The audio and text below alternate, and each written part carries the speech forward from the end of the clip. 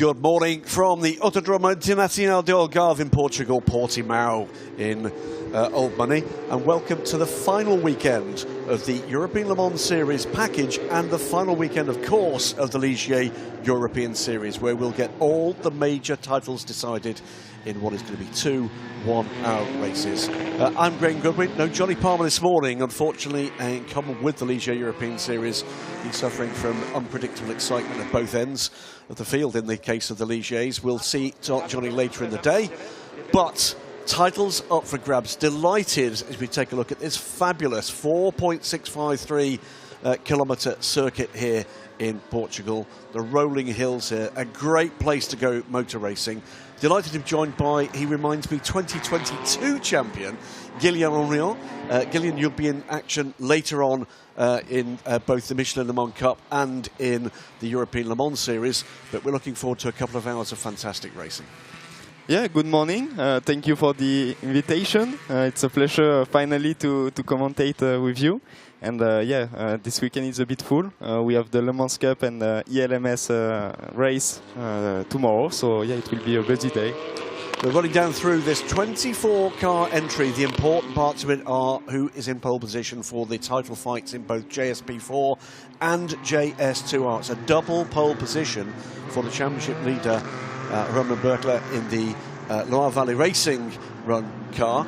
And in JS2R this morning, we're going to be seeing the title contenders as well at the front of the front of the field. Some new names, some new faces, a couple of new cars here, so we'll be getting to all that in the 2 hours to come. At the moment, just getting some heat into the Michelin rubber on each corner of these fabulous little cars.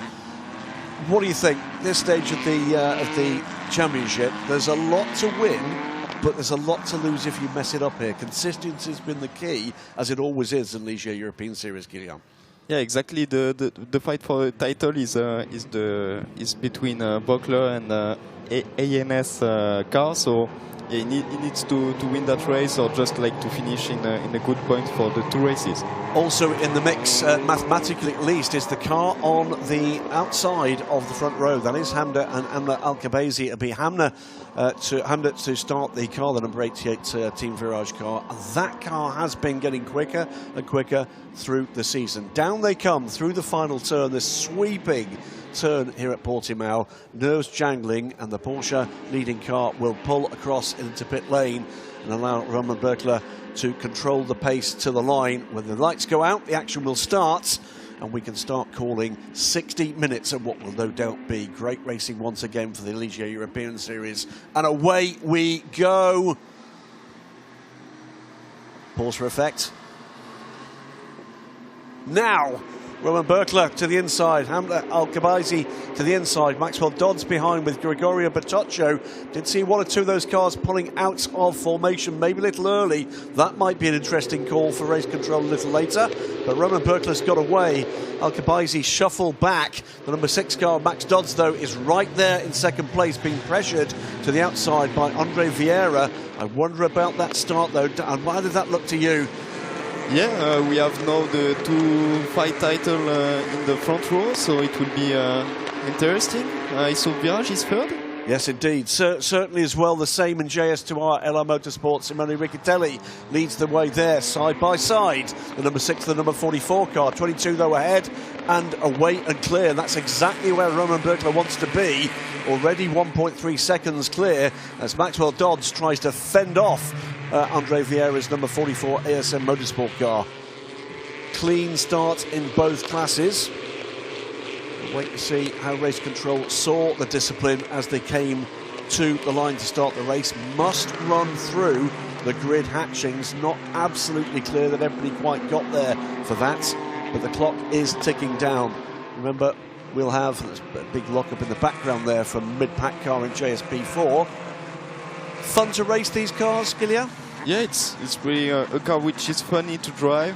Good to do like from the single seater to go to endurance. So no, it's really a funny car. You can improve a lot and work. It's a good preparation for the LMP3. So yeah, a really good car to drive. We'll get on to all of that because, you know, we're saying as you came in, Guillaume Henrion, very much the poster boy of this ladder that the ELMS package represents. A winner in race terms in every single stage of the ladder, and almost the same in terms of championships. We won't say too much about that at this stage. Side by side, battle for third place. Big lock up there from Al-Khabaisi coming through turn one, sweeping turn one. Might well have had to give up the position there and a change two in JS2 R. August Turbo to the lead, and he is the title contender as well. So these are important moments in both classes. Berkler, Maxwell Dodds, Vieira, Petocchio now ahead of Hamna Al-Khabaisi and Perez Caballo in the number 12 car in 6th place. Down the hill, and really a time for cool heads here, get things settled in. It's still quite cool this morning, bright sunshine, but quite pretty chilly morning here at Portimão, but the heat of the day is going to come into play as we get deeper into this race, Guillaume. Yeah, exactly. I don't know with the P4, but with the P3 we got some heat in the tires, and was complicated to make the tires work properly. So yeah, I don't know how it will be for that race. They will get the same issue with the P4, but yeah, we need to cool down the tires as much as we can. Don't force it at the first stage of the race, and yeah, let's see if they does it. And that's been a key part of the rhythm of this racing throughout the year. No doubt to my mind, Roman Berkler has been the class of the field in terms of the raw pace, but sometimes maybe too hard, too fast is not the way to go over a 60-minute race. Back with the JS2Rs here, it's the 41 car. This is the VSF sports cars of Tristan Clay. We've got some new names aboard a number of these cars, including another second-generation racer aboard the Trajectus Motorsport car, the 84 car, Jules Trellier, Benoit Trellier, son, and that's the other car. That is Jules Trellier with a bit of a lunge up the inside, makes it stick. 41 car had run off track back underway and no further dramas. Berkler is being kept very honest at this point, by the way. Julien Schell in the 29 Pegasus Racing JS P4 is on pit lane, so trouble potentially for the 29. Berkler has been pegged to 1.5 seconds now. Max Dodds clear of Andre Vieira and pulling away. So the two major title contenders now, it's a race for pace and a race for consistency with just 5 minutes gone in this penultimate round of the 2025 Ligier European Series. Replay here, big lock-up in traffic there for the number 3 car. That is Michael Bulgicelli in the Yellow Motorsport car, running in 8th place in the battle for 6th and 7th as well. As a young driver, where you can sniff that title, you've been in that position, difficult to keep the emotions in play? Yeah, exactly. I got it after Spa, so I had the Portimão one really relaxed. Yeah. But yeah, I mean, it's such a good opportunity from Ligier and ACO and ELMS to make that, and for sure to win that prize money. It makes a big difference in your career to continue racing. You know, in 2022, if I didn't win, I would not be here talking to you. So, no, it's a really good thing for a young driver. And we see that they are all fighting, and it's great racing all the year. It's great preparation for multi-class racing and the core of the rule book, because mistakes can make such a difference in terms of the way that teams prepare as well as the drivers. Almost a move to the inside there from Al-Khabaisi, trying to get back onto terms. The 3rd place with Andre Vieira, who's dropped back into that pack. Apologies, that's Gregorio Petocchio in the 60 car. It's Vieira just ahead. So you moved on with the assistance of what's been a fantastic prize fund initiative from Ligier to go on to success the next year with Michelin Le Mans Cup, and so unlucky that it wasn't 3 in a row with the European Le Mans Series. But you're back this year with drives with Ligier again in both the other series, going well in both, going quickly in both. It's not been quite the season you wanted in the LMS, but lots of your colleagues from the Ligier European Series doing likewise. Tia Makuris, we've seen Cedric Ultramar, we've got Sebastian Boe, one of the early winners in JS2R in the WEC now. It really is proving to be a really good proving ground for talent. Yeah, exactly. If I remember well, that's Petaccio up the inside of Andre Vieira, left the door open, didn't need a second invitation.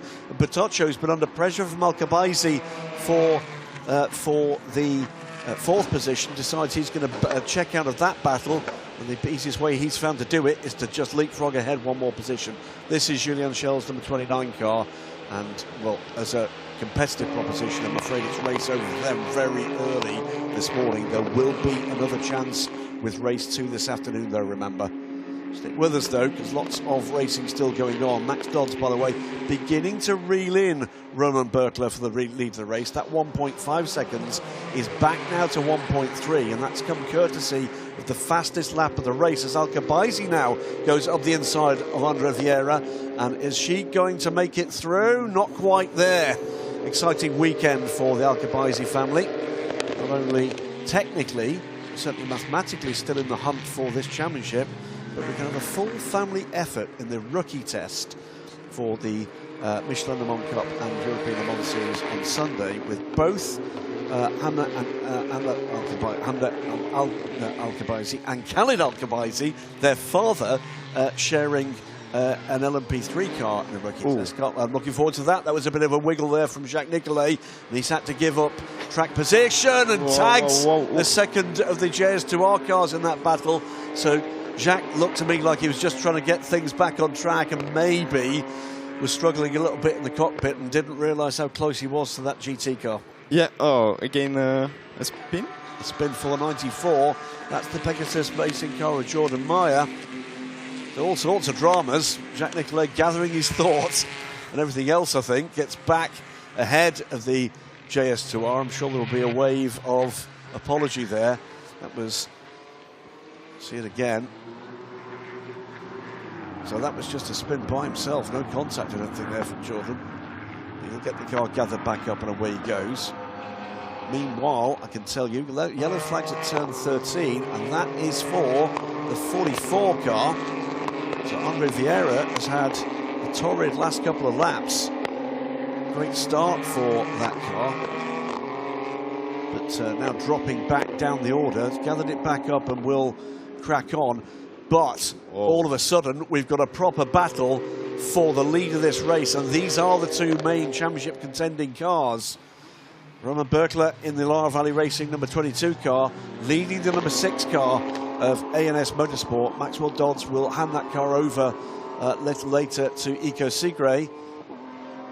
Yeah, he's 3 or 4 tenths quicker compared to the last lap. So it's 2 laps in the 147s for Max Dodds, and he's cut that gap in 3 laps from 1.5 seconds to what you can see there, which is nose to tail. Meantime, further dramas. 27 car now. This is not the Alcabaisi car. This is Jude Peters down in 10th, battling away with David Cossonel. Goes through on the Pegasus Racing car. So the light blue and white car shuffle back there to 10th position. Trouble too for the number 7 car. This is LR Motorsport Simone Riccitelli. That's the championship leader. So trouble for the championship leader here. Now that could be real drama in the point standings, and you could see there the despair from one of the crew members. Oh dear, oh dear. Well, we'll wait and hear what we can hear from pit lane about what's going on there. But massive dramas for LR Motorsport, for Simone Riccitelli, and that is a massive boost for Andre Vieira.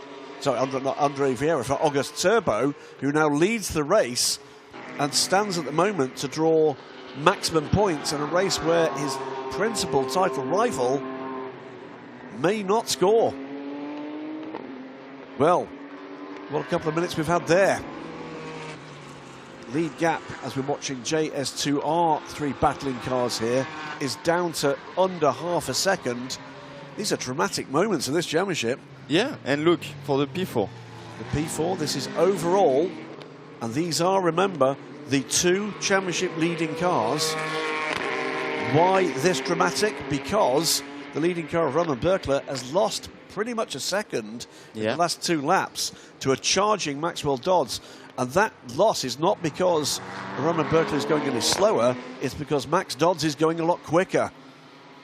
Okay, there is maybe 2 things. Maybe Roman is just slowing down to not use the tires. or maybe just Max is quicker. But yeah, we'll have a good fight, I think. Huh? Yeah, this has been symptomatic of what we've seen in the Ligier European Series all season. Great racing, and usually very clean racing indeed. Some of your races in the Michelin Le Mans Cup are somewhat more dramatic. Oh, yeah. It gets very busy out there, and the learning curve is steep. But this is developing into a cracking battle at the moment. He's looking for a way by Maxwell Dodds to try to take the lead of this race. We're under 15 minutes in. 83 and 84 battling away there. They're the two Projectors Motorsport cars. 83 of Martin Lackermann and the 84 of Jules Treluet, the son of the team owner. And prepared well. Looking up the inside. Yeah. I think he might got it here, you know. He's got the pace. Yeah. Putting the car where it needs to be to grab the line into turn one. Beautifully positioned there. And he got it, yeah? He did, made that look easy. That was set up 2 corners ago. Meanwhile, the incident involving car 44, that is Andre Vieira, and car 88, Hamdik Al-Kabaisi, turn 13, under review. So we didn't see an incident, but an incident apparently there was. So Roland Berg goes back into second place. This, I think, was this the earlier incident? Ah, now, is this what caused the problem for Simone Riccitelli? You think? I don't think so. He ran wide there. Didn't see anything that should have done. Maybe this was the one. Yes. Maybe no. Is that what it was? Yes. Something came off the car. Is that what it was? Is it the brush with? Okay. And then yeah, you look can the see tires. Yeah. It's something. The rear right of that car has been damaged by what looked like a nothing brush with the JS P4. Could that be what decides the title? That's astonishing. I can tell you the 7 car is still sitting on pit lane and does not look set to rejoin. The same for the 29 in JS P4. We're 14 minutes into this race and it's already had pretty much a season's full of drama, most of it involving the title contenders. Maxwell Dodds in the number 6 NS Motorsport car leads the race. In JS2R, Auguste Turbo has taken absolutely full advantage of that opportunity. Not involved in any way in that incident, but Turbo goes to the lead of the race and now into a very strong position to challenge in the final race, which happens, of course, this afternoon, for the title in JS2R out of nowhere. So it started really with a run wide, didn't it? From Simone Riccitelli, and getting back to position with a bit of a wiggle as well from Jacques Nicolet. The two of them just came together and that just looked like awful luck and awful timing, but there's damage to the right rear of the number 7 LR Motorsport car, and that car looks like it's not going to score points this morning. Max Dodds meanwhile pulling away, yeah, second clear. Already 1 second and 2/10 in front. But we'll see it again. Tyres. Yeah, exactly. And managing tyres. Exactly. And you know, certainly in the races we've been calling so far this year, with Simo Roberto with astounding pace, but on occasion maybe a little too much pace, and maybe that's the learning curve for him. In terms of the points positions, it's a 9-point gap between the 22 and the 6 car in favour of the 22 car, and as things stand at the moment, there's 9 points, it's 11 points because he's got the 2 points for the 2 pole positions. We'll start this afternoon from pole. So as things stand, he will still retain the lead in the championship if it finished now, which mercifully it's not going to. We've got 44 minutes to go. It's not a disaster for him. Running a conservative race at this point, with Eco Seagrace still to come, remember, in the number 6 car. 9 laps done. Maxwell Dodds in the number 6 car leads the way after taking the lead on the last lap, and there's the 88 car slowing there. What's happening here? Is that car heading for the pit lane? It is, and this is too early. Now that is a car that is theoretically in title contention. That could be game over in terms of the title for the Alcabazi sisters.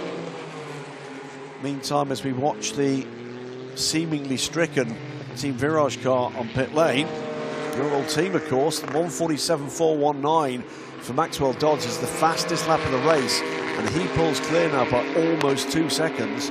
Very different approaches from these two lead cars in the early part of this race, Gillian. Yeah, I think Max is just pushing as much as he can and give the car in first place, and Romain is maybe waiting, trying to keep the tires well for the end of the race. So I think the race will be funny until the end. I think it's going to be. We love it. It's going to be exciting, isn't it?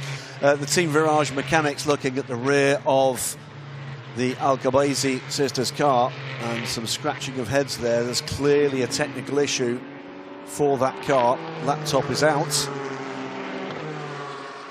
and as a competitive proposition, it might be game over for the 88 car.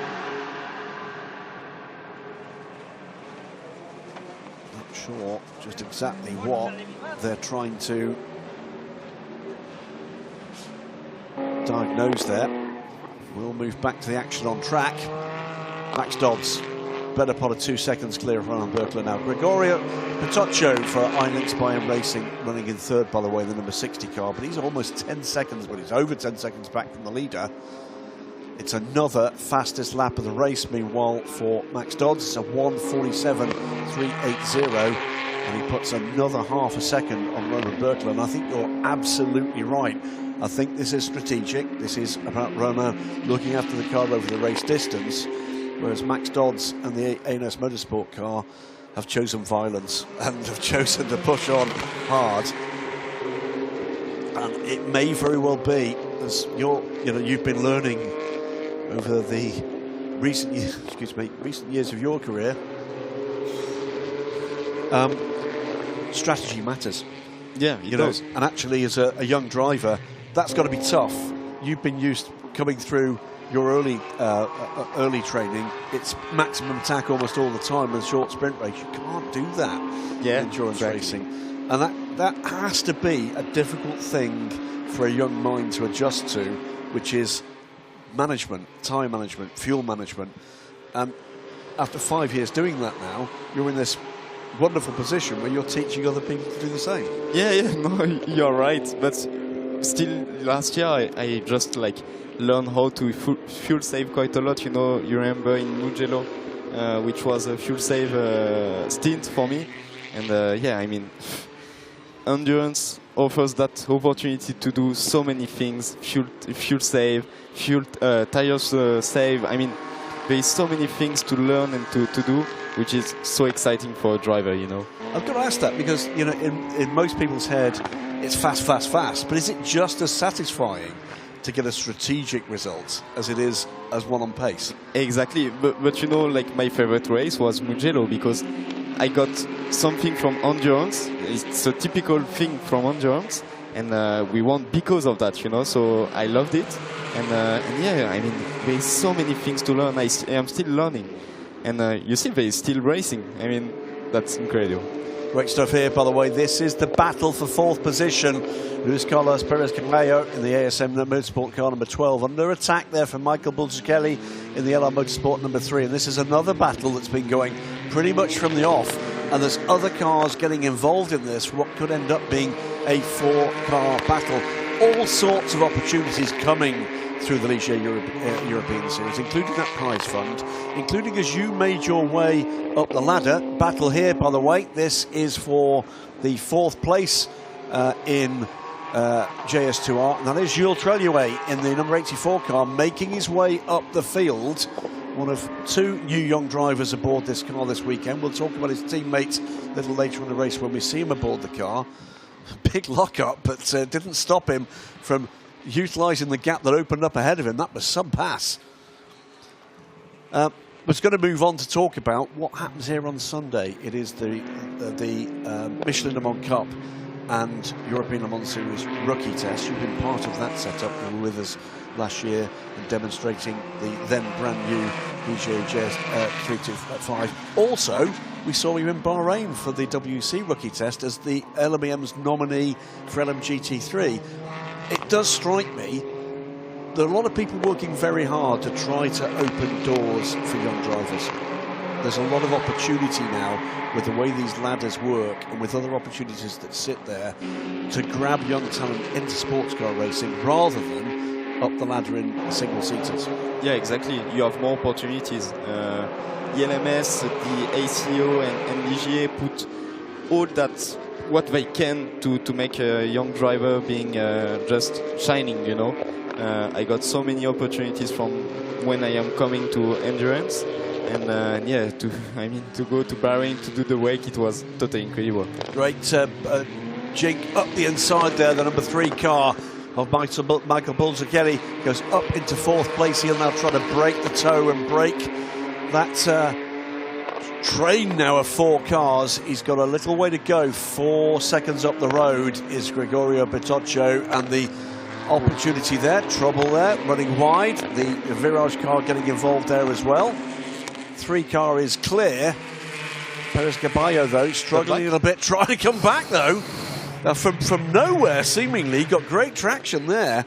So is he under pressure? Is he on the attack? Well, we'll find out in 2 or 3 corners time. This time it's the Virage car up the inside. Not quite enough room to make it. This is generating some cracking racing, Ligier. Yeah, I love it. I love it. You want another go? Unfortunately, we've seen Hamza Al-Khabaisi get out of the number 88 car, by the way, on one of our other monitors. I think that car is done as well. We're down then to 21 runners. Used, by the way, from the management team for the Ligier European Series. Some great strides being made here this year, and I think we're going to see other strides together as well, chatting to teams up and down the paddock and to teams who aren't here yet. This series could be heading on towards 30 cars next year. Let's hope so. It's been a great team, a team that really have put their effort into developing this first stage on the European Le Mans Series package ladder into a really great racing format, and helped, of course, by the opportunity that you'd have taken very early in your career to race and race hard on the full circuit at Le Mans. Yeah, true. I mean, it was a dream when I was a kid, and to drive that such tracks in Ligier European Series, it's incredible. You know, even Portimão or we go to Le Castellet. I mean, it's fabulous tracks, and I mean we love it. I think as racing drivers, we always dream of it when we were kids, and just to drive in mythical Le Mans, it's amazing. Side by side, fighting, this is the 12 and the 27th. Team Virage. Jules Peters is making his way up the order. Oh, continue, yeah, he fight back. And he's made it stick. 2 or 3 corners to get it done, but good move from Jude. Clean, very clean between the 2 drivers. Lots of respect shown there. And that's been, and a big wiggle there. It's a bit over-ambitious, perhaps, from Perez Caballo in the number 12 car. It's a slightly torrid last couple of laps here. Maybe pushing those tyres a little too hard at periods of time. Back into the lead of this race. August Turbo cannot relax here. Under pressure from Lucas Papin. I think that is the 3rd car that is still in contention in this championship as well, albeit principally mathematically. This is going to be a race result, whatever happens, that has a pretty dramatic effect on the point situation. Have got plans for this afternoon on this Friday across Europe, cancel them, because the second race here could be quite something. And look, not the leader. Yes. There is less gap compared to before. It's coming down. For mine, it's quicker, yeah. That was a slower lap for Max Dodds, and I'm just looking at the track. Yeah, maybe traffic. And it is traffic. They've cleared traffic, but it looks to me as if Romain Berkeley's done a slightly better job in traffic. It's a 149 dead for Max Dodds. Getting closer and closer, by the way, to the pit window. You see Nico Segre aboard that car. A 148.181. So 0.8 of a second quicker from Romain Berkeley last time around. Not done this. We're not even halfway there. We'll tell you, by the way, Guillaume will have to leave us before the end of this race. He's waiting for a call to go and get ready for Michelin Le Mans Cup and free practice there. We wish him well for 2 races tomorrow. It'll be quite a warm day as well, so we'll have another new face and voice filling the second hot seat, usually my seat. Wishing Johnny Palmer well. He's recovering back at the hotel, and we hope he's going to be back for the qualifying action. Lots going on. Difficult to kind of reprogram yourself. That's the 27 car, by the way, going past the 4th place. Duke Peters on the charge here. He's right down the back of the order and is pushing forward now and looking the man most likely to challenge for the final podium position. You've got 2 drives, 2 different series here. Michelin Le Mans Cup, European Le Mans Series. One is a 2-hour race, one is a 4-hour race. How different is the approach for those as we see the first 2 cars down pit lane? Yeah, it's totally different. It's 2 different type of racing, because one which is 1 hour of stint in Le Mans Cup, which it's pretty like you drive and you go as fast as you can. And from the ELMS side, you have different choice of tires, so you need to manage your tires, your fuel. You can try some different strategy compared to Le Mans Cup, which is a bit basic strategy. And yeah, two different teams also, which I love it because I am learning pretty a lot. You know, to do two teams, 2 different championships in the same year. So yeah, it was a good year. I'm enjoying it. I hope it will finish well for this last race. Hoping for 2 good results and the championship win if we can in the Mans Cup. But yeah, pretty happy of this year, to be honest. It's worth saying, I'll say it out loud here, two series in 2 great teams. Warning flag track limits, by the way, for Andre Vieira, as we've got teams in both classes on pit lane now. And this was all launched for you by the platform that we're looking at here, the Ligier European Series, by the opportunities financially in terms of the support package that's been offered for success and continues to be offered for success in the Ligier European Series. And I'll say it because you won't, blinding talent into the bargain. You've got to go and show what you've got, but it's been a great shop window for doing that. It has given you the opportunity. I've seen you and your dad at circuit after circuit fighting the good fight to get you into positions that we all want you to have, and we all want all talented drivers to have. But having something like this to be able to show them what you can do is a marvellous calling card. Exactly. As I told you before, I was doing nothing. My career was finished, and to start with Ligier European Series, it creates something in my career. You know, yeah. For me, it was finished, and everything puts in good condition. We won, and after that, everything went pretty clear in my career. So, still some work to do. You know, you want to go to hypercar, but it's not the easy plan. Keep pushing, keep pushing. I'll ask one further question, which you said, I mean, the main thing here, talent will take you so far, but ultimately you've got to find the budget. This is an accessible budget for someone who wants to come in and show what they've got. You know, it's all sorts of different models behind it, but it is for a young driver with a decent commercial mind behind them. It is achievable commercially.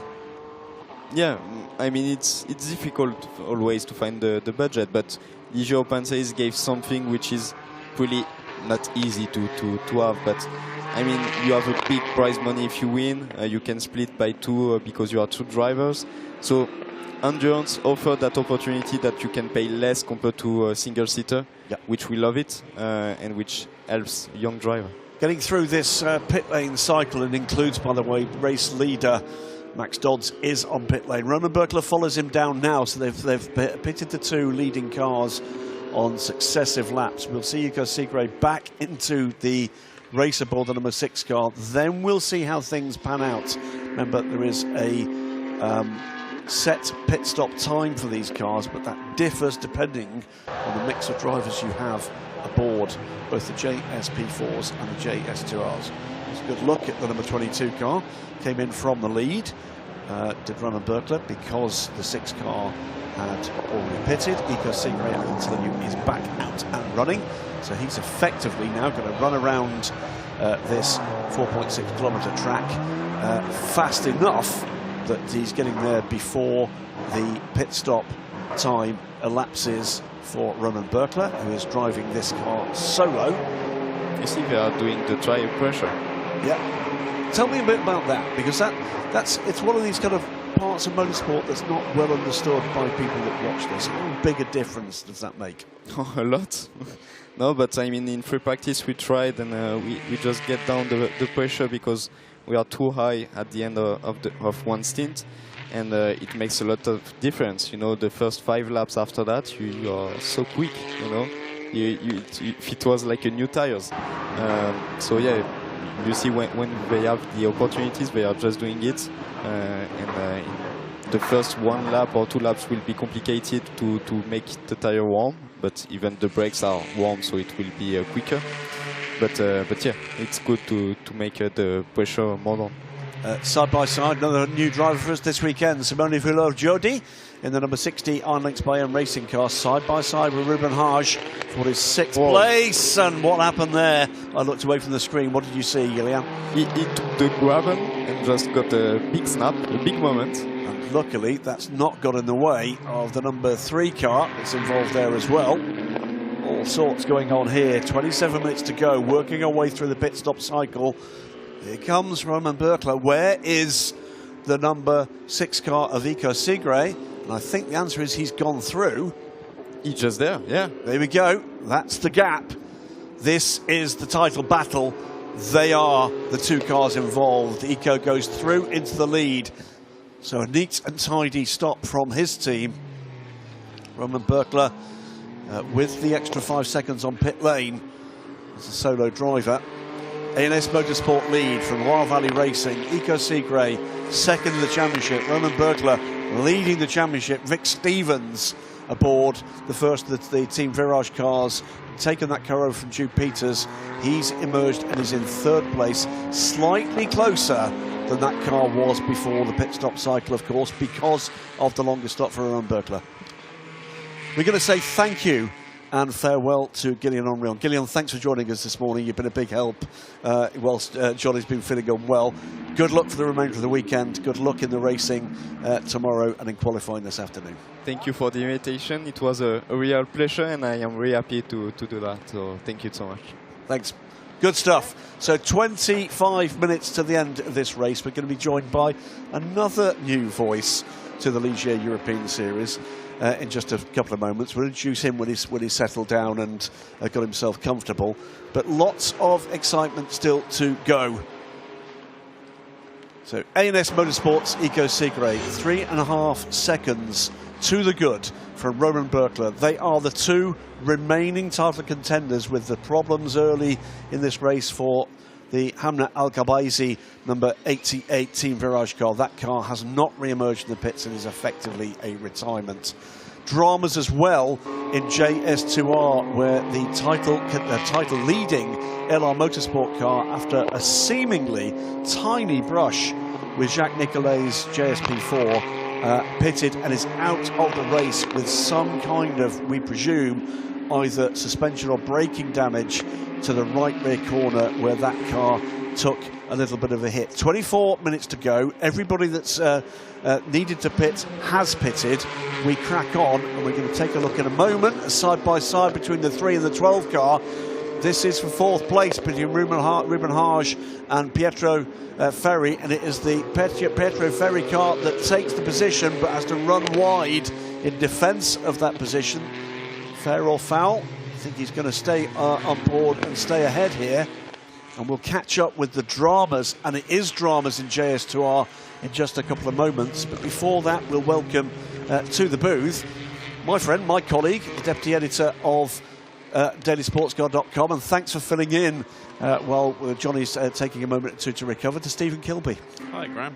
This has been a great race so far. So much drama in championship terms. Just a quick pass there to report from the number 84 Chequered Motorsport car, taken over from Jules Tralliouet by another of our debutants here this weekend, Nicholas Ellis. He's, I think we call Nick transatlantic, British, American mum. Is Jacques Lecomte there from Les Deux Arbres. And quick conversation, which I'll instantly not translate for French because I'm not good enough at it. August Turbo now in trouble. No way. What? This is both title contenders in trouble in JS2R, and a massive opportunity for that team to take a maximum points score against the title contenders, and has that all of a sudden given Simone Riccitelli a massive lifeline? Well, we keep an eye on what's going on with the points as we get a little close to the end of it, but they are absolutely the two title contenders. What about Lucas Papan? Could this be the shot in the arm that they've been looking for? We were talking about at the beginning of this race, Stephen, Lucas Papan, that being effectively a mathematical possibility. All of a sudden, it's very real. Yeah, it's 173 points for Riccitelli and 138 for Papan. And yeah, how it ended up with Riccitelli and Turbo having a great race here, and Papan finishing maybe third or second, it would have been pretty much over. And now he's got the chance to go into the final race of the season later today. In title contention. Yeah, and 10 points maybe. All of a sudden, that prize fund, that €100,000, is in play for him. Well, we just heard from Gillian Henry on what the opportunities that all offers. These are big moments. So right now, 23 Events Racing and August Turbo, they're going to be desperate to get that car back out in time to be able to score any points at all. But that's going to put, potentially, Lucas Papan up into second place in the championship. Who'd have thought that? From nowhere. Even 10 minutes ago. And the big dramas here is the 23 Events car, and they're desperately trying to fault find whatever's gone wrong for the 57 car to fill in the gaps here. I will tell you, by the way, Eco Secret leads Roman Berkler by 2.6 seconds. They are the two title contenders there. In JS2R, and Johnny Palmer's going to be gutted he's missing this one because he'd be standing up and screaming out the window at this point. But the 57 car got a massive plus with the effective retirement of the LR Motorsport car, but now that car is in trouble as well. We've got cameras down in pit lane. I can tell you the despair, the anxiety all over the face of that team. Side by side again here. And for the 23 Events Racing, there's just no time. They're already out of it now in the pit lane. And it's now focus shifts on to making sure you diagnose the problem and getting the car out in good shape for the second race. Well, if it's a reasonably easy problem to solve, they could still rejoin and score at least some points. That could be the difference at the end of this. The drama, and the drama's all come early. Now it's about Eco Secret. What can he do about having pace and consistency? And has Roman Berkler done the right job here of looking after the tyres of his number 22 car? He's there in the window, 2.2 seconds back, 20 minutes to go, and it's all up for grabs. Fantastic finish to this season. Boy, oh boy, is this going to be a stage this afternoon, Friday afternoon, to win it all. And win it all doesn't just mean the title, but as you quite rightly said, Stephen, it's this magnificent prize support fund that comes for the next stage of the career of these teams and drivers from Ligier. Yeah, this is, JS2R, you win the championship, it's your chance to move up into JS P4. I think I've just seen August Turbo rejoining the race. And that will mean, if he does manage to rejoin, he does indeed rejoin the race. 10th. That is a point-scoring position. Not many, but could we be screaming that, in a few hours' time at the end of the final race of this season here at Portimão? Under 20 minutes to go. Eco Secret has dropped now to just over a second. The lead battle is halved on that last lap. Is that traffic? And the answer is no, it's not. It's pace. And all of a sudden, Roman Berkler is beginning to find the advantage he's drawing from looking after those tyres early on in this race. And there is our lead battle. There is our title battle. Yeah, he took 4 attempts out on the previous lap, and then with 147.5, he's taken another second out of it. It's going to be under a second in the second game. It's great racing here, and it's not just all about pace, as we were saying a little earlier, with Gillian Henry on the microphone.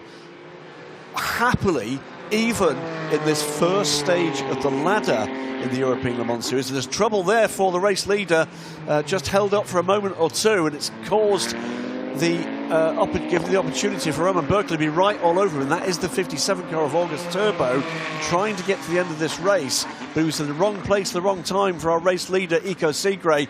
A&S Motorsports number 6 car now under real pressure from Roman Berkeley, and he will be very aware that this is a pass that could be very important indeed for where the title goes at the end of today here at Portimão, because the title will be settled today. Both cars have a little bit of a wobble as they come through the sweeping final turn here.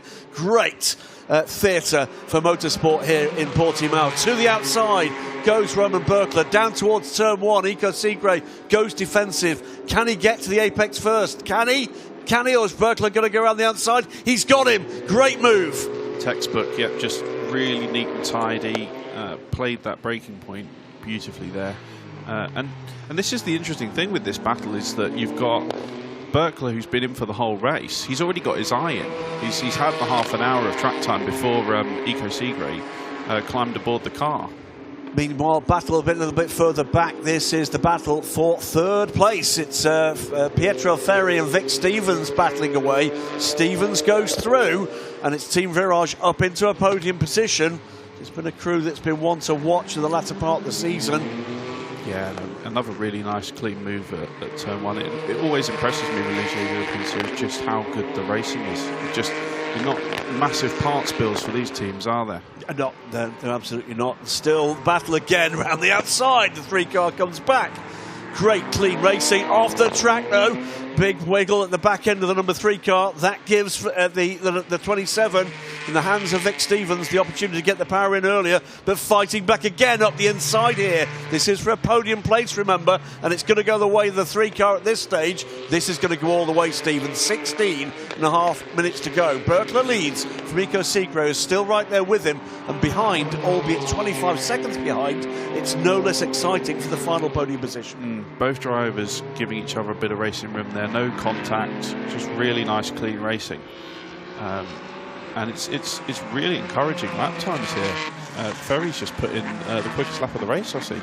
Absolutely fantastic stuff. So this ain't done. Double yellows at turn 5 we're seeing. Oh, that's a spin there. That's and recovered, so thankfully car back underway. That is a tough corner, that one, the hairpin at turn 5, isn't it? You're under braking downhill, it's very steep. It's actually quite narrow if you've got traffic as well. Yeah. Easy to get that wrong at the bottom of the hill. Keep an eye on JS2R as we watch these battles. It's all too easy to forget. It's a multi-class race at times. It is VSM Motorsport now in the hands of Steve Paulette as Roman Berkeley deals with traffic. He is ahead of our debuting not only motorsport car, Filippo Tonaghi, who's 30 seconds back and beginning to start to see as if there might be pressure at the end here from Nick Ellis. Nick Ellis in the Trajectus Motorsport 84 car, taking that over from Jules Treluet, both debutants in the Ligier European Series, although Jules has had experience with his father in JS Cup France. There is the spinning number 17 car. It's the Petrogold car, Sebastian Verdari. It's a really nice run here from Tonaghi in the not only motorsport car. I mean, this shows you with JS2R how accessible the car is. He's come straight out of karting to do this. Yeah. And he's second. He's second. In not a tiny field. Absolutely. Great place to show off your form here.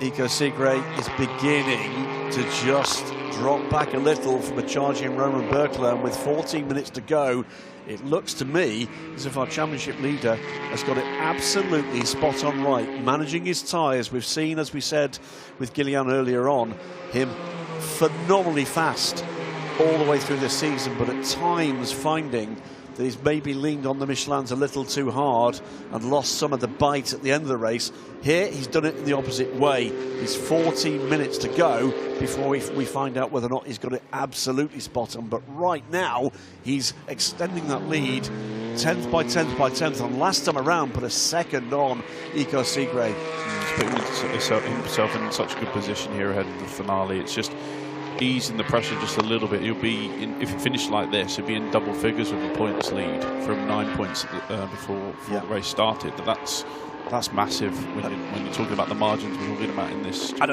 at that point, with the form we've seen from Berkler this year, you're then into the realms of him needing to have a problem for the 6 car to have that opportunity. It's going to be a very different picture though in JS2R. This one is going to the wire. It's been a quite astonishing series of events with the early retirement after contact for Simone Riccitelli, who was leading that championship, and then the 57 car in the hands of August Turbo going to the lead and looking to get a massive points advantage as a result, and then trouble for that car as well. That car's back out and running reasonably well, by the way, and is in 10th place, but with a massive gap to the next car, 2 laps back from the next car in the order. So effectively looking to score a single point. And our 3rd placed car, the number 18 VSF car, now in the hands of Steve Paulette, who's not in a title contending position himself, but that car, Lucas Papin, has been the full-season driver, is the car that looks like it's going to get effectively a gift-wrapped 25 points. Yeah, and another really strong result. I mean, Paulette's been in since Spa, a win and 3 second places in a row. This would be having gone 5 races without finishing worse than 2nd. Fabulous stuff. Keeping an eye on the gap 2nd to 3rd, there is Benoit Treluet, Le Mans winner, of course, and FIWC World Champion, now the team owner at Trajectors Motorsport, putting together some fabulous looking cars in this series in both classes. It's Trajectors that are looking after Loire Valley Racing's effort at number 22. Keep an eye on whether or not Nick Ellis can make an impact on our, as you say, debuting young Carter, Filippo Tonaghi. At the moment, looks like Ellis is struggling with that task, but already in a very encouraging 3rd place on his debut in a very new formula.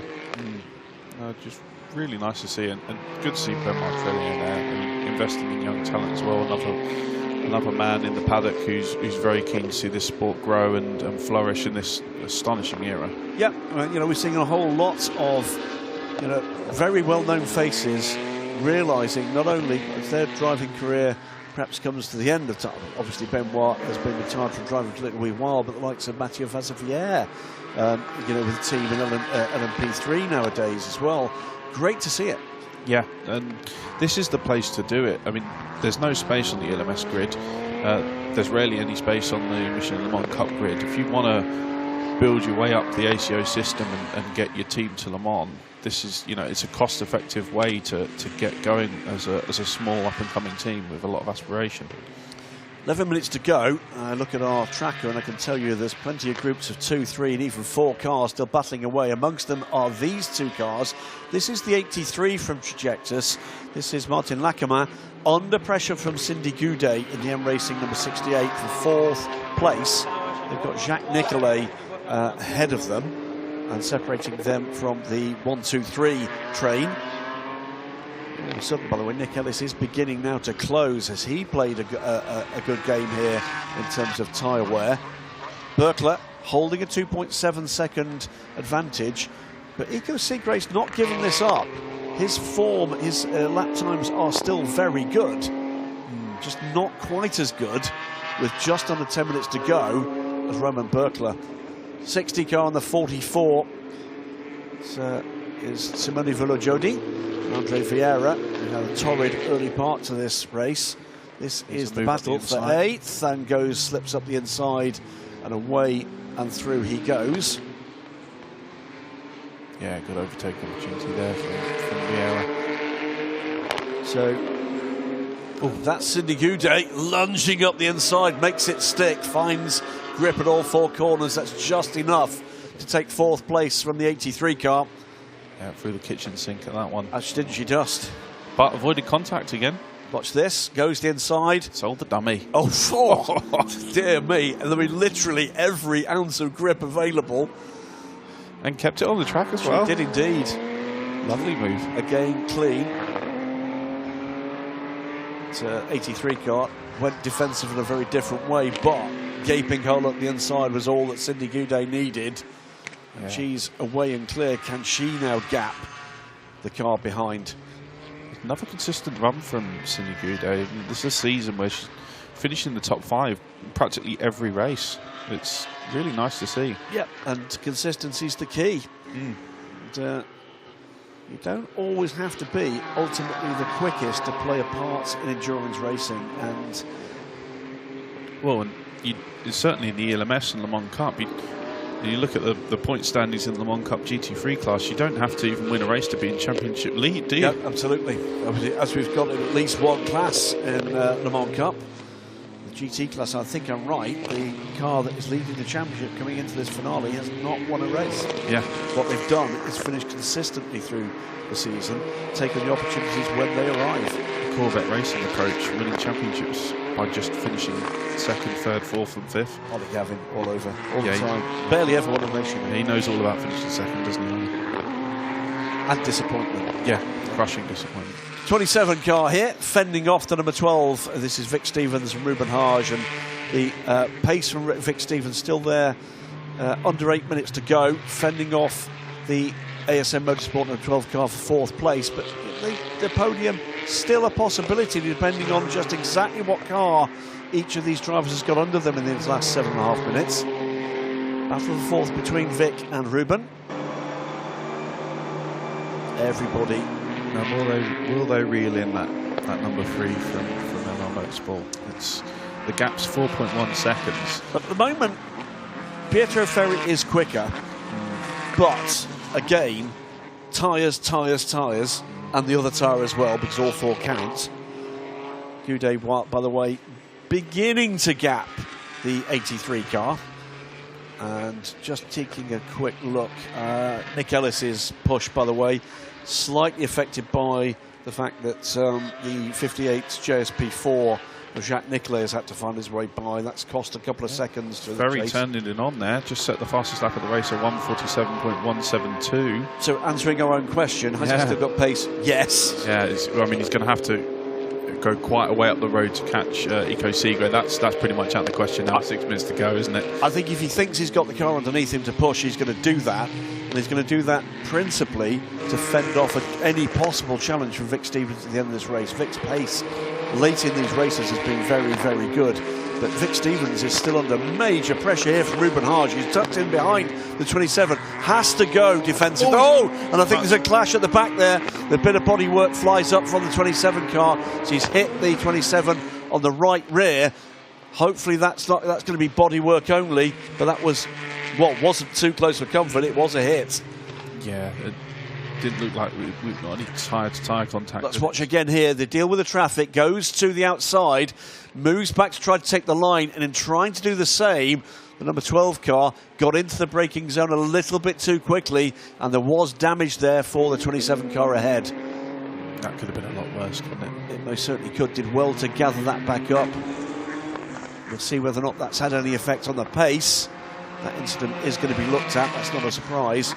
Looked like a racing incident, mistake, certainly no intent involved there. 5 minutes to go. And that's not going to help Vic Stevens in a push to try to catch Pietro Ferri, who, by the way, is on another blinding lap this time. Another purple sector, the middle sector here. So 1:47.172 last time around. By comparison, that is almost a full second quicker than race leader Roman Berkler, who's now 3.7 seconds up the road and looking comfortable. 1:46. It's a 1:46.7 for the third place car of Pietro Ferri. That's cementing a message. That podium position, isn't it? It does, yeah. Debris on the curb, we're being told. That will be the bit of bodywork that flew up from the 27. Here's our race leader. Here's our championship leader. We're a little way away from being able to say that this is the championship winner. We'll get to that point with whichever of the 2 remaining contenders gets there this afternoon. It's 2 PM, by the way. The game streamed live and free. And hopefully by then, Johnny Palmer will be back with us. Yeah, definitely would want to delay your lunch break to be able to watch the finale for this one. You most certainly do. It's been cracking stuff through the season. Remains great racing. 4 minutes to go. Roman Berkler, championship leader coming into this race, had to fight back from second place, managing his package, his tyres. and retook the lead after the pit stops from Eco Segray's principal title rival. The third title contending car was out early. Hamna Al-Gabezi on pit lane with a technical issue for the 88 team Virage car. Pietro Ferri looking to finish strongly here, and finishing strongly with some fantastic lappery. This pair have not quit this fight. 27 and the 12 car for fourth place. In JS2R, if anything, even more drama, and drama of the unwelcome kind for the championship leading number 7 car after contact from Jacques Nicolet's JS P4 caused a race-ending problem for the LR Motorsport car of Simone Riccitelli. So unfortunate, wasn't it? Absolutely. It looked like nothing. Yeah, that gave the lead. As here we go again, coming to turn 1, we're keeping on this one. Gave the lead to August Turbo in the 23 Events Racing number 57 car. Oh, now that's just got too deep into it. Yeah, very strange. No, I think he was driving a little bit too much on his mirrors there by the look of things. Was looking for where the number 12 car was, and in doing so, I think just got too deep into the braking zone. Now, has that cost him more than one place? At the moment, not, but Mathis Poulet is right there with him. This is Steve Paulette leading to complete that point as he's coming into traffic now, Paulette. Lucas Papin is his teammate, and Papin is the driver in contention. The team, of course, are in contention for the championship. Coming into this race, Stephen, that was mathematical, but race-ending drama for LR Motorsports number 7 car, and then a massive delay for August Turbo, who inherited the lead after that incident, which he was not involved in. That car looks like it might score a single point, and all of a sudden, the championship is absolutely alight for the final race of the season that's going to happen this afternoon. Under 2 minutes to go. It's the dream scenario. When Lucas woke up this morning, it couldn't have gone much better for him. You know, to be in championship contention, and mid-season when he retired from the race at Le Mans, he would have thought this is not looking good with some of the other competition he's got around him. But 3 consecutive second-place finishes, and looks like 2 wins to bookend it in a run that's happened since we arrived at Spa. Fabulous. Final minute of this race coming up. Roman Berkler 5 seconds to the good and looking very comfortable indeed. Ruben Hage, by the way, after being freed up from that battle, is going more quickly than he's gone in this race so far, as Vic Stevens, after running off the track with the first turn in trying to defend his position, is under massive pressure on what will be the final lap of this race, looking for where the race leader is. I think we're going to get one more lap after this one. Can see the damage on the right rear of the 27 now, sort of flapping away a little bit. It's, I think, what he's knocked out is the grill on the right rear trouser, if you like, of the JS P4. So 22 car sweeping round now turn 14. Is he going to make it through for one final lap here? It's going to be very close. Let's have a look. Anything you'd want to slow up. 3 seconds to go. No checkered flag. No, if he'd have let off the gas, he could have finished it. Now we've got the last lap. He starts his final lap 5.5 seconds to the good from Eco Segray, his title rival. Still batting away the 27 and the 19. Will be another lap to enjoy that one. Roman Berkler has played the blinder here, showing he's got not just speed, but a bit of strategic nous and learning. We've seen a couple of races this season where maybe too hard, too fast. Now coming sweeping down through the final turns.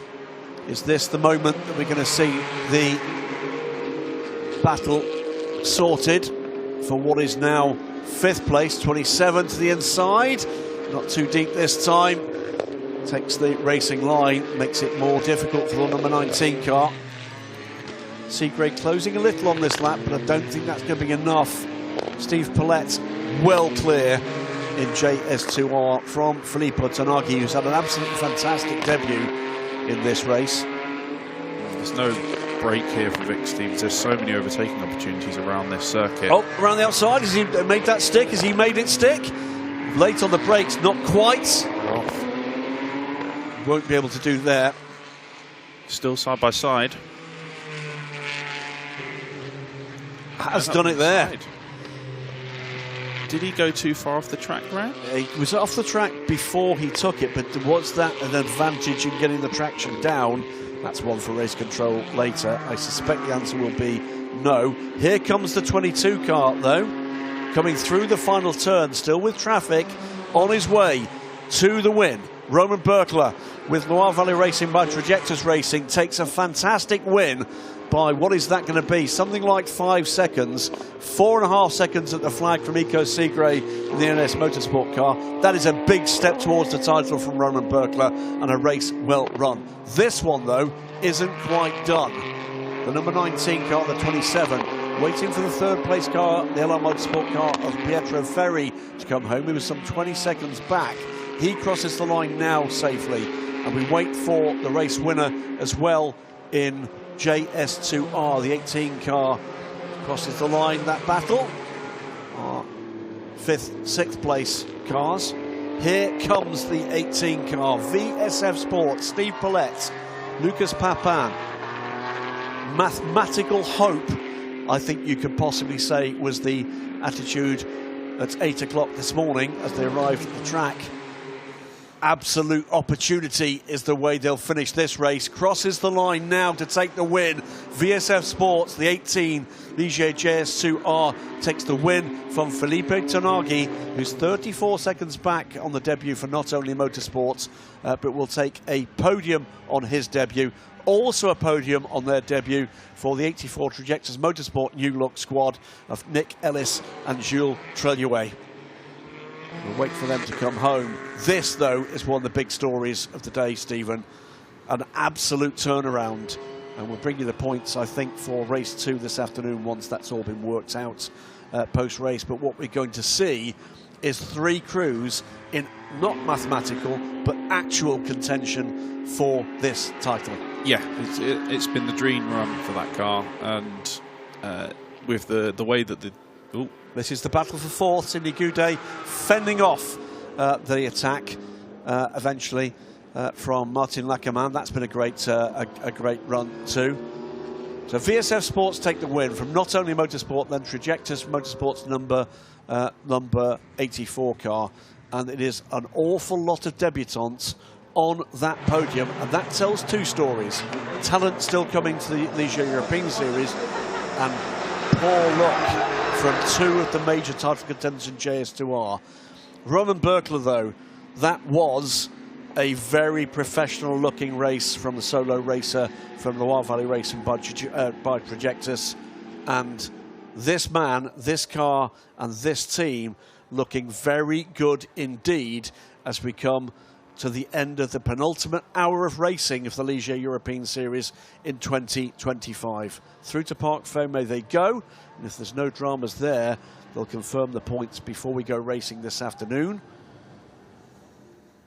That's the confirmed results here this afternoon. Roman Berkler, well, this morning rather, the 22 Loire Valley Racing JS P4 from Eco Segre and Max Dodds. They made it tough for Roman Berkler, but he played it well. Pietro Ferri, Michael Bulzachelli complete the podium for LR Motorsport. That's your 1, 2, 3, and that will tell a story in terms of the points. In JS2R, real dramas with the retirement of the championship leading car and trouble for the second place car. Lucas Papin and Steve Paulette take the win for VSF Sports 18 from Tonaghi and Polini in the debuting Not Only Motorsport car, and then another couple of debutants in the 84 Trajectus Motorsports JS2R. Nick Ellis and Jules Treluet. It's been quite the morning for new talent, established talent, and establishing talent in the Ligier European Series. And the best news still is we've got another hour of this to come. Roman Berkler enjoying it, but there was effort that went into that, make no mistake. Getting warmer and warmer here at Portimão. Enjoyable race, Stephen. Really enjoyable race. There's so many talking points as well going into the finale. It's from our perspective, it's nice to go into the final race of the season with plenty to look forward to it and not be like a dead rubber. So. Well, there's the scene here. Remember, it's racing on Friday with the championship deciding races in both the Michelin Le Mans Cup and the ELMS. Looking back here at highlights from that hour of racing. Roman Berkler getting away well. Alcabaisi at this stage under pressure from Andre Vieira, starting quickly. Max Dodds, though, was toughing it out to try to get through to second place. It's a bit of bumping and boring. Team Virage keeping an eye on it. Max Dodds made it through. Equal dramas. Sidney Goudet's car, the 68 car, in early trouble.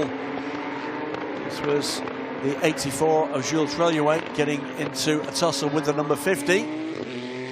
This was the drama, though, that was really potentially a title decider. The two title contenders side by side there, but it was after this moment, this brush here with Jacques Nicolet and a piece falling off the title leading number 7 car. Real trouble for Simone Riccitelli, and that car would pit into retirement. Massive drama for the title leaders.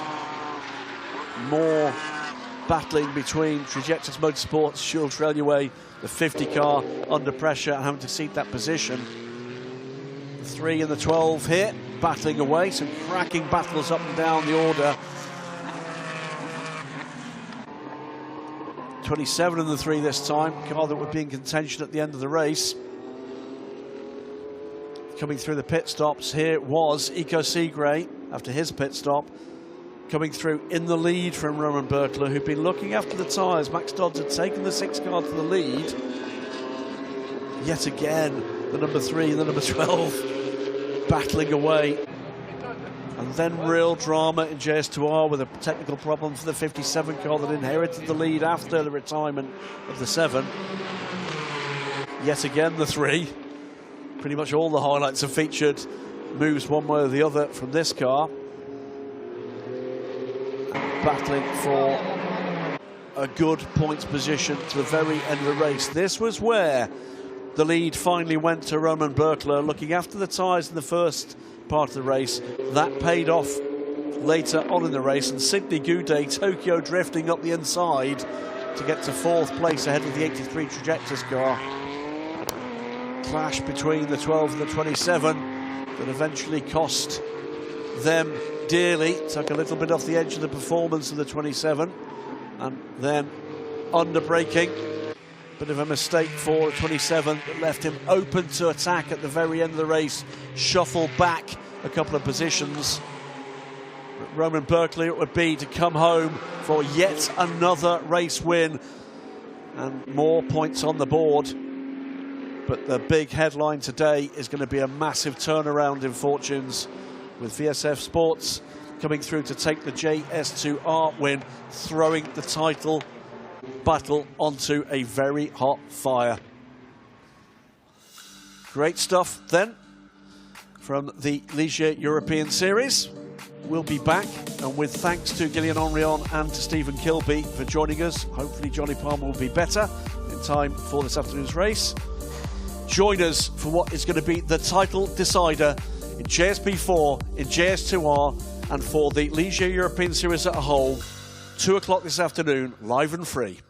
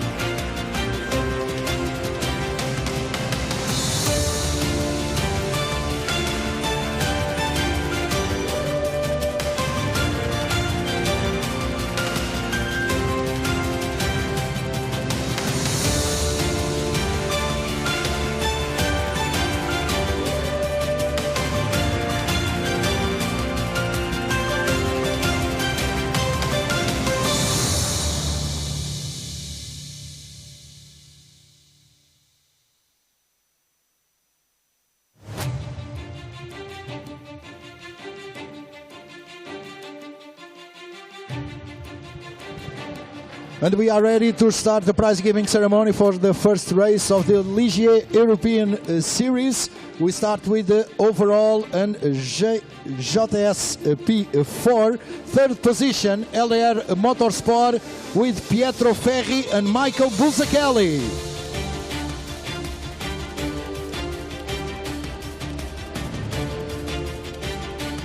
Second position, ANS Motorsport, Ico Segret, Maxwell Dodds.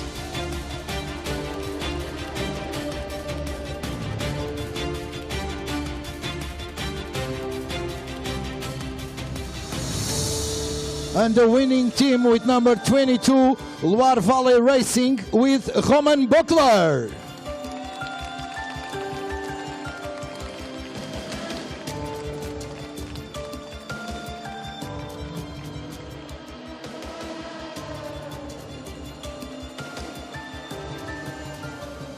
And we listen to the national anthem on France in honor of the winning team.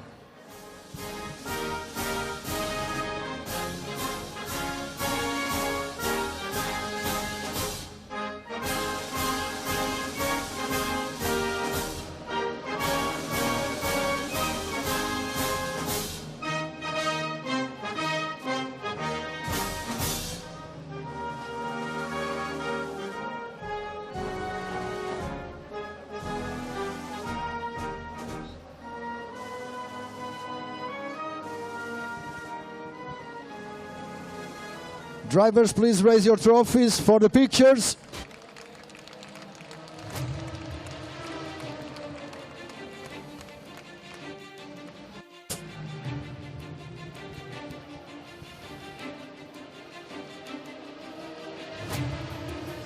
Congratulations to the first three. See you at the end of the second race this afternoon here at Autódromo Internacional do Algarve. These are the first three: Ligier Motorsport, ANS Motorsport, and Loire Valley Racing.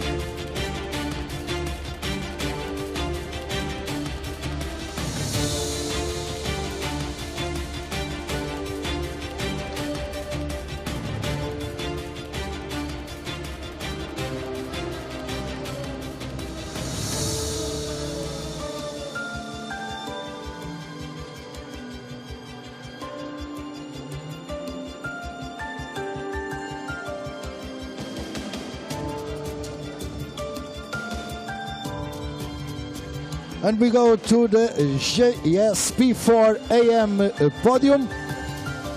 First position, number 16, Pegasus Racing, David Cosanel, Yuki Tanaka.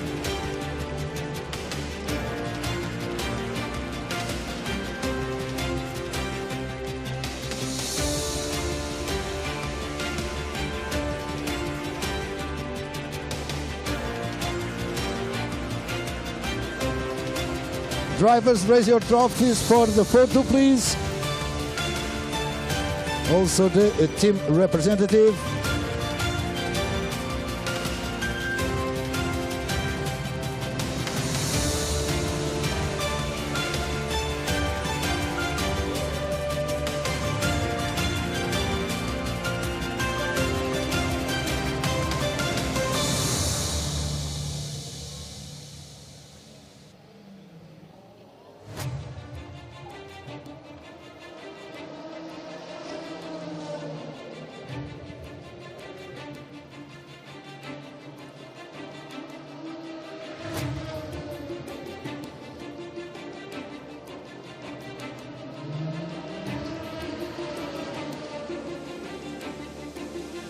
And we go for the JS2R podium. Overall third position, number 84, Trajectus Motorsport with Jules Trullier, Nicolas Ellis.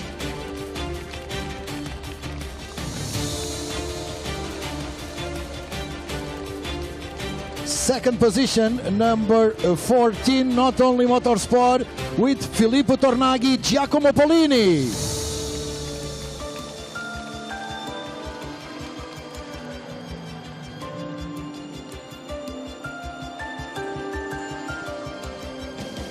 And the winning team, JS2R overall, number 18, VSF Sport, with Lucas Papin and Steven Pallet.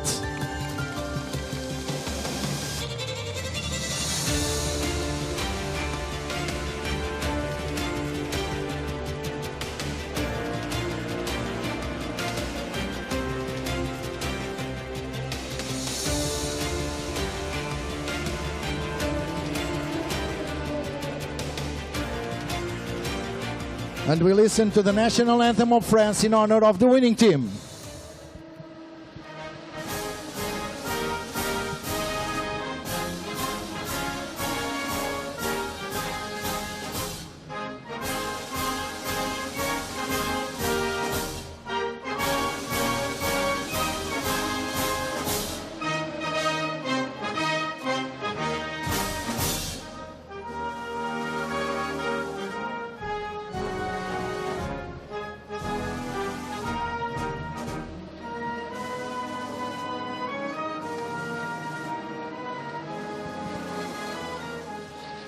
Drivers, please raise your trophies for the photo shoots. Big round of applause for the first three in JS2R after this first race here at Autódromo Internacional do Algarve.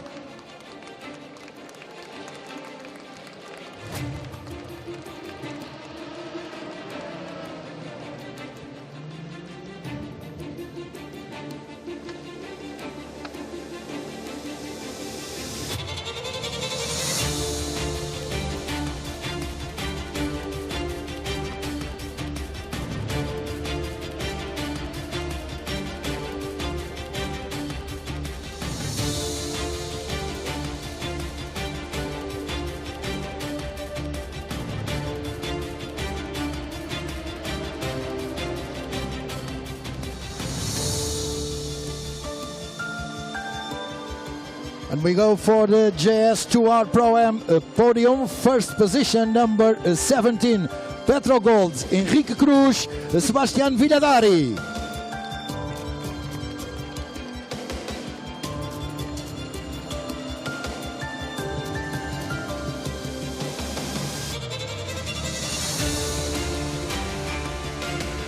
Raise the trophies, please, drivers.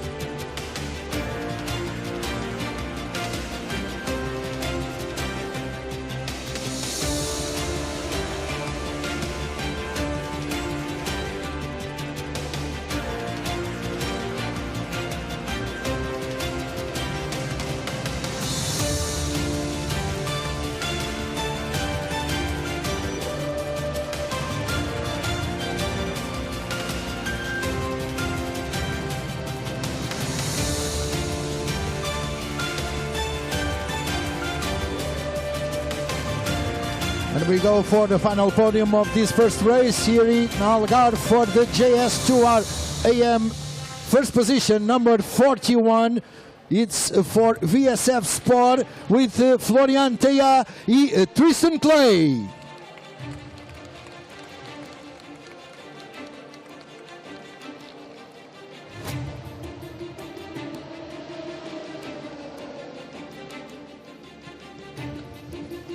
Raise your trophies, please, drivers, for the photo shoot. A big applause for the JS2R AM winners from VSF Sport. There's still one race, there's still one more prize-giving ceremony today here at the Autódromo Internacional do Algarve for the Ligier European Series. Thank you.